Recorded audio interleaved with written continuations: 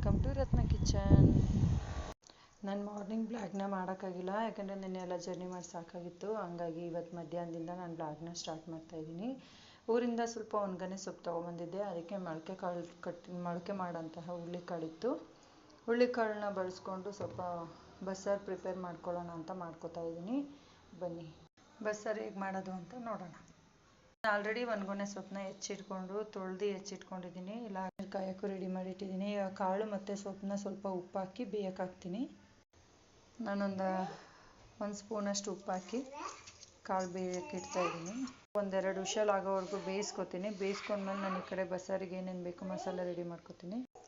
ಇನ್ನು ಈ vegetable tray ಬಗ್ಗೆ ನಿಮ್ಗೆ ಹೇಳಲೇಬೇಕು. ಟ್ರೇ ಮಾತ್ರ ತುಂಬ ಚೆನ್ನಾಗಿದೆ. ನಾನು ತರಿಸ್ಕೊಂಡು ಆಗಲೇ 15 ದಿನ ಆಯಿತು. ಇದು ಚಪಾತಿ ಒತ್ತಕ್ಕೂ ತುಂಬ ಚೆನ್ನಾಗಿದೆ. ಜೊತೆಗೆ ನಾವು ಏನೇನು ಐಟಮ್ನ ಹೆಚ್ಕೋಬೇಕೋ ಅದೆಲ್ಲನೂ ಒಂದೇ ಟ್ರೇಲಿ ಇಟ್ಕೋಬೋದು. ಇನ್ನು ಈ ಕಡೆ ಬಸ್ಸಾರಿಗೆ ಸೊಪ್ಪನ್ನ ಬೇಯೋಕ್ಕಾದ್ಮೇಲೆ ನಾನು ಸಾಂಬಾರಿಗೆ ಬೇಕಾಗಿದ್ದ ಸಾಮಗ್ರಿಗಳು ರೆಡಿ ಮಾಡ್ಕೊಂಡಿದ್ದೀನಿ. ಇನ್ನು ಸಾಂಬಾರಿಗೆ ಒಂದೂವರೆ ಈರುಳ್ಳಿ ಹೆಚ್ಚಿಟ್ಕೊಂಡಿದ್ದೀನಿ.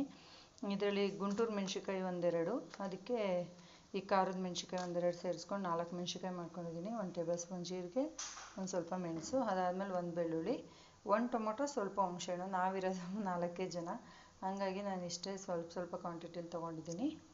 ಇನ್ನು ಪಲ್ಯಕ್ಕೆ ಈರುಳ್ಳಿ ಒಂದು ಹೆಚ್ಚಿಟ್ಕೊಂಡಿದ್ದೀನಿ. ಇನ್ನು ಈರುಳ್ಳಿ, ಕರ್ಬೇವಿನ ಸೊಪ್ಪು, ಒಣಮೆಣ್ಸಿನ್ಕಾಯಿ, ಹುಣಸೆಹಣ್ಣು, ಟೊಮೊಟೊ, ಬೆಳ್ಳುಳ್ಳಿ, ಜೀರಿಗೆ, ಮೆಣಸು ಎಲ್ಲ ಸ್ವಲ್ಪ ಎಣ್ಣೆ ಬಿಟ್ಟು ಫ್ರೈ ಮಾಡ್ಕೊತೀನಿ. ಈ ಥರ 1 ಟೇಬಲ್ ಸ್ಪೂನ್ ಎಣ್ಣೆ ಹಾಕಿ ಇದಿಷ್ಟನ್ನು ಚೆನ್ನಾಗಿ ಫ್ರೈ ಮಾಡ್ಕೋಬೇಕು. ಇನ್ನು ಇದಿಷ್ಟು ಜಾರಿಗೆ ಹಾಕ್ಕೊಂಡು ಅದಕ್ಕೆ ಒಂದು 3 ಟೇಬಲ್ ಸ್ಪೂನಷ್ಟು ಕಾಯಿ ಹಾಕ್ಕೊಂಡಿದ್ದೀನಿ. ಸೊಪ್ಪಲ್ಲಿ ಸ್ವಲ್ಪ ಕಾಳು ತೆಗೆದು ಅದಕ್ಕೆ ಸೇರಿಸ್ಕೋಬೇಕು. ಕಾಳು ಸೇರಿಸ್ಕೊಳ್ಳುವಾಗ ಸ್ವಲ್ಪ ಸೊಪ್ಪು ಬಂದೇ ಬರುತ್ತೆ, ಏನೂ ಆಗೋಲ್ಲ, ಚೆನ್ನಾಗಿರುತ್ತೆ ಸಾಂಬಾರು. ಸೇರಿಸ್ಕೋಬೋದು ನೀವು. ಇನ್ನು ಸಾಂಬಾರಿಗೆ ಮಿಶ್ರಣ ರುಬ್ಬಿಟ್ಕೊಂಡಿದ್ದಾಯಿತು. ಇದನ್ನು ಇಲ್ಲಿ ಒಣಗೊನೆ ಸೊಪ್ಪಿಗೆ ನಾನೊಂದು 20 ಎಲೆ ಅಷ್ಟಾದರೂ ಒಂದಲ್ಗನ ಬಳಸ್ತೀನಿ. ಯಾಕಂದರೆ ಮಕ್ಳಿಗೆ ಒಂದಲ್ಗ ಹಾಗೆ ಕೊಟ್ಟರೆ ತಿನ್ನಲ್ಲ. ಮೆಮೊರಿ ಇಂಪ್ರೂವ್ಮೆಂಟ್ ಆಗುತ್ತೆ ಅಂತೇಳಿ ನಾನು ಈ ಥರ ಸಾಂಬಾರಿಗೇ ಡೈರೆಕ್ಟು ಒಂದು 20-30 ದಳ ಹಾಕ್ಕೊಂಡ್ಬಿಡ್ತೀನಿ. ಹಂಗಾಗಿ ಮಕ್ಳಿಗೆ ಏನೂ ಗೊತ್ತಾಗಲ್ಲ, ಸುಮ್ಮನೆ ತಿರ್ಕೋತಾರೆ. ಇನ್ನು ಈ ಕಡೆ ಪಲ್ಯ ರೆಡಿ ಆಯಿತು. ಪಲ್ಯಕ್ಕೆ ಈಗ ನಾನು ಸ್ವಲ್ಪ ಕಾಯಿ ಸೇರಿಸ್ಕೊಂಡು ಮಿಕ್ಸ್ ಮಾಡಿ 1-2 ನಿಮಿಷ ಫ್ರೈ ಮಾಡಿಬಿಟ್ಟು ಮುಚ್ತೀನಿ.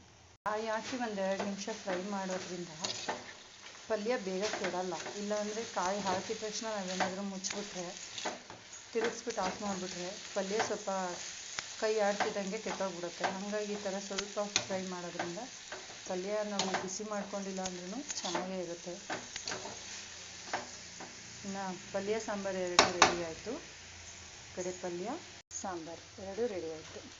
ನಮ್ಮ ಮಧ್ಯಾಹ್ನದ ಮಿನಿ ಬ್ಲಾಗು ಮುಗೀತು. ನಮ್ಮ ಮಧ್ಯಾಹ್ನದ ಲಂಚು ನಿಮಗೇನು ಅಂತ ಗೊತ್ತಾಯಿತು. ನನ್ನ ವಿಡಿಯೋ ಏನಾದರೂ ನಿಮಗೆ ಯೂಸ್ಫುಲ್ ಅನ್ನಿಸ್ತಾ ಇದ್ದರೆ ದಯವಿಟ್ಟು ನನ್ನ ಸಬ್ಸ್ಕ್ರೈಬ್ ಮಾಡ್ಕೊಳ್ಳಿ.